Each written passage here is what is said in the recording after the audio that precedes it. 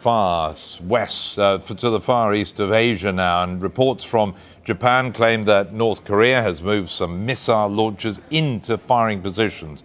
Japanese government says it's ready to shoot down any missile fired across its territory. Latest escalation came as foreign ministers from the world's leading industrialized nations met here in London to discuss the crisis. G8 foreign ministers condemn in the strongest possible terms the continued development of nuclear weapons and ballistic missile programs by North Korea. We make clear in the text of our agreement, of our communique, that ministers supported the commitment to strengthen the current sanctions regime and take further significant measures in the event of a further launch or nuclear test by the DPRK. We also condemned the DPRK's current aggressive rhetoric and confirm that this will only serve further to isolate the DPRK.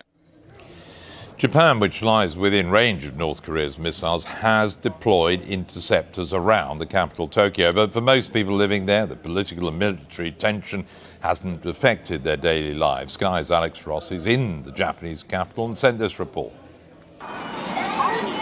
Japan is increasing its defensive footing, but in central Tokyo, people are unconcerned.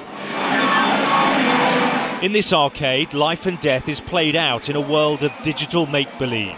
The baddies are usually vanquished in this coin-operated theatre of fantasy.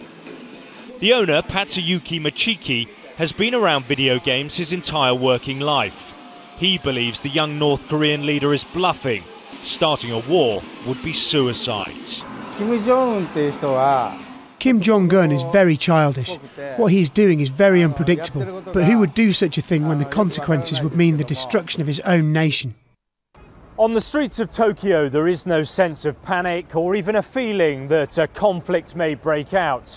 People here are very used to angry language emanating from North Korea. The crisis then is being seen as a problem for the Japanese government, the international community and diplomacy.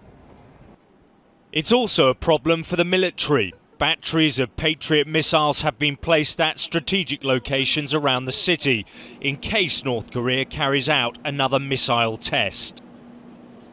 For people living and working in the shadow of this military hardware, it is unnerving. At this clothes company across the road from one of the sites, they're preparing their summer collection for buyers from across the world. But this is an anxious time. We got a little bit tense when they brought out the Patriot missiles, but we hope nothing happens and that this is resolved peacefully. The Japanese are well used to North Korean bluster, and this time they're hoping it's no different. The real fear, though, is that the regime may misjudge or miscalculate and start something that ends with catastrophic consequences, not just for this city, but for the rest of the region. Alex Rossi, Sky News, Tokyo. The Sky's Mark Stone is in the South Korean capital, Seoul, and sent this update.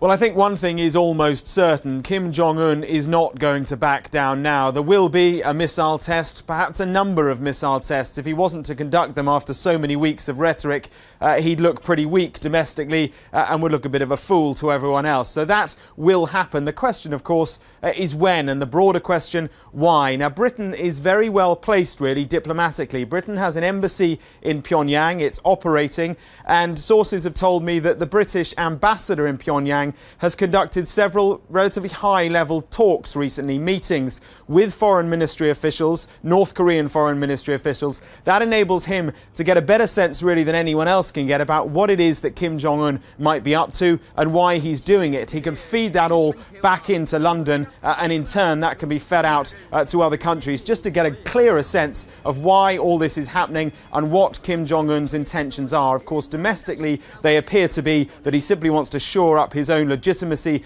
iron out any potential power struggles that may be going on in the country, and externally, what he wants to do is to be taken seriously as a nuclear state.